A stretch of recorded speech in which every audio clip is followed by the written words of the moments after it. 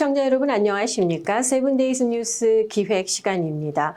여러분 최근 이 배심원으로 선정됐다고 하면서 편지나 전화를 걸어 개인정보를 요구하는 사기가 기승을 부리고 있다는 사실 알고 계십니까?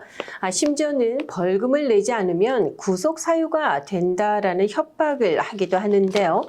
신종 사기 수법을 통해서 사기범들은 신용카드 정보와 소셜 번호를 요구한다고 합니다. 자세한 소식 유정임 기자와 나눠보도록 하겠습니다.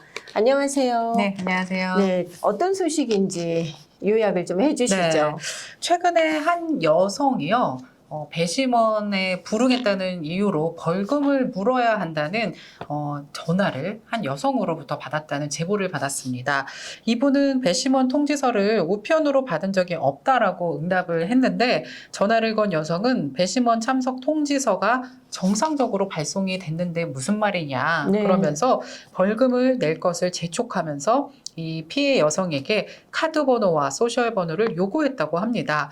근데 이제 이를 의심을 한 거예요. 전화를 받은 여성이 이제 의심부터 하고 전화를 건 여성이 실제로 법원 관계자인지를 묻고 이제 꼬치꼬치 캐 물으니까 그때서야 전화를 건 여성이 이제 당황하고 전화를 뚝 끊었다고 합니다.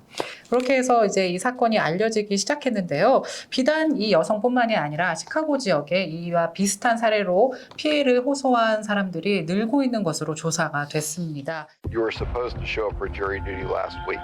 You missed it. If you don't pay a fine today, a warrant will be issued for your arrest. 피해자들이 진짜처럼 보이는 배심원 통지서를 받았거나 또는 배심원으로 선정됐다고 알리는 전화를 받아서 개인 신상 정보를 요구받았다는 것인데요. 사실 실제로 이걸 이용해서 사기를 하는 행위가 신종 사기 수법으로 지금 증가하고 있는 것으로 조사가 됐습니다. 그렇군요.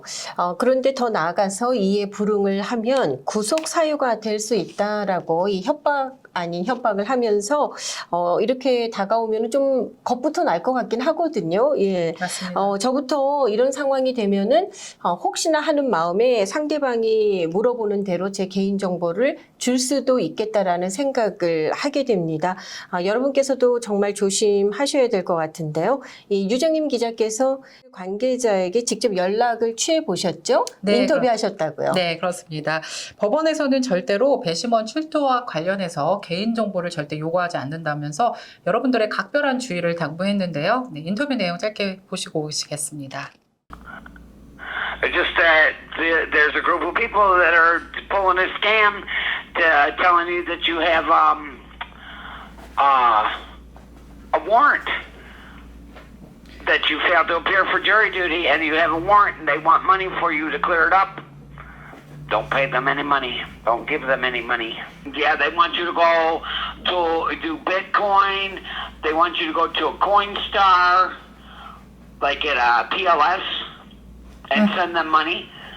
Yeah, don't do that. Sometimes they say that it's not grand jury, but federal jury. They say that you've missed federal jury. Okay. And that you have two warrants, one in Kane County and one for Chicago. Oh, for That's a federal Chicago. grant. Yeah, they're saying that, but you don't. Okay, thank you. Is that fake jury duty scam cause is happened to recently or it's start from long time ago? There was one a long time ago. This is a new one. 하지만 간혹 가다가 이제 놓치거나 또는 이제 그거에 대해 응답을 하지 못했을 경우에 이런 전화를 받으면 정말 무섭고 겁부터 날 것 같아요. 그렇습니다. 제가 봐도 그렇죠. 네. 네. 그런데 저희 이제 미국에서 살다 보면 여러 가지 이 우편들을 받게 되잖아요. 네. 그런데 정말 중요한 네. 뭐 배심원 통지서를 비롯해서 여러 가지들은 꼭 우편으로 온다는 거 다시 한번 좀 기억하셨으면 좋을 것 네. 같습니다. 특히 이제 나이가 어르신 분들, 이제 지긋하신 분들은 이제 쉽게 또 알려줄 때가 있어요. 소셜 시큐리티 넘버도 그렇죠. 물어보고 특히 뭐 관공서, 정보기관이라고 하면 겁부터 먹고 하시니까 절대로 개인정보를 뭐 묻지 않는다 전화로. 그래서 좀 절대 이렇게 말씀을 안 해주시는 거 좀 추천드립니다. 네, 이 보이스피싱이 생각이 나는데요. 네. 네. 그리고 이제 저희가 앞서서 방송을 했습니다마는 메디케어 이제 리뉴 또 해야 될 시점이 다가오고 있지 않습니까? 그 리뉴, 갱신을 이유로 해서 또 소셜 시큐리티 넘버나 여러 가지 개인 정보를 묻는 전화 혹시라도 받으실 수 있거든요. 네. 꼭 이 알고 계신 에이전트나 주변에 계신 분들께 확인해 보시고 어쨌든 유선상 전화로는 개인 정보를 맞아요. 말씀 안 해주시는 게 네. 제일 안전한 방법이죠. 맞습니다. 네. 네, 오늘 소식 여기까지고요. 또 다음 시간에 다시 찾아뵙도록 하겠습니다. 수고하셨습니다.